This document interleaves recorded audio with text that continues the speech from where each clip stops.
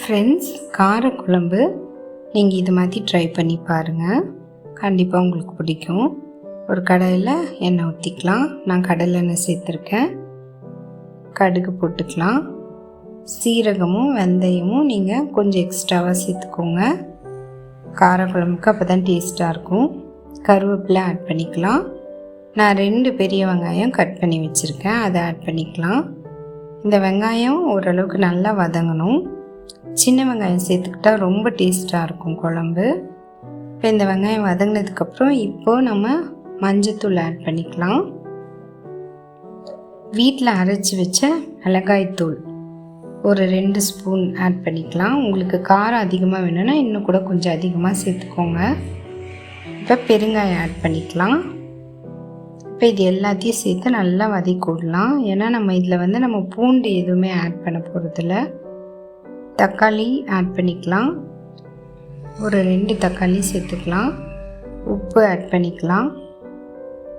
இது எல்லாமே சேர்த்து நம்ம நல்லா வதக்கி விடலாம். இப்போ கட் பண்ணி வச்ச காய், கத்திரிக்காய், முருங்கைக்காய், உருளைக்கிழங்கு, முள்ளங்கி இது எல்லாமே சேர்த்துருக்கோம். இந்த காய் எல்லாமே நல்லா மசாலாவோட சேரணும். கொஞ்சம் மூடி வச்சு நீங்கள் நல்லா கிளறி விடுங்க.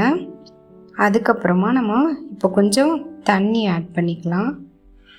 தண்ணி ஆட் பண்ணி நீங்கள் இதை கலக்கி விட்டுட்டு நல்லா மூடி வச்சுருங்க. இப்போ திறந்து பாருங்கள், ஓரளவுக்கு காய் வெந்திருக்கும். இப்போ நம்ம கொஞ்சம் கரைச்சி வச்ச புளி தண்ணி சேர்த்துக்கலாம். இது நல்லா கொதிக்கணும். புளி ஊற்றி நல்லா கொதிக்கணும். அதுக்கப்புறமா நீங்கள் தேங்காய் அரைச்சி வச்ச தேங்காவை ஆட் பண்ணிக்கோங்க. ஸோ இந்த தேங்காவோடு சேர்த்து நல்லா நீங்கள் கலந்து விடுங்க. இப்போ நீங்கள் உப்பு காரம் எல்லாத்தையுமே செக் பண்ணிக்கலாம். இது நல்லா கொதிக்கட்டும். மூடி போட்டு கொதித்ததுக்கப்புறம் பாருங்கள், குழம்பு ரெடி ஆகிடுச்சு. செக் பண்ணிக்கோங்க காய் எல்லாம் வெந்துருச்சா அப்படின்னு. வெந்ததுக்கப்புறமா நீங்கள் எண்ணெய் பிரிஞ்சு வந்ததுக்கப்புறமா நம்ம குழம்பை இறக்கி வச்சுக்கலாம். ஸோ இப்போதைக்கு குழம்பு ரெடி ஆகிடுச்சு. இது உண்மையாகவே ரொம்ப டேஸ்ட்டாக இருக்கும். நீங்கள் பிடிச்சிருந்தா சப்ஸ்கிரைப் பண்ணுங்கள். இந்த மாதிரியும் நம்ம காரக்குழம்பு வைக்கலாம். அதோட அப்பளம் சேர்த்து சாப்பிட்டா ரொம்ப டேஸ்ட்டாக இருக்கும்.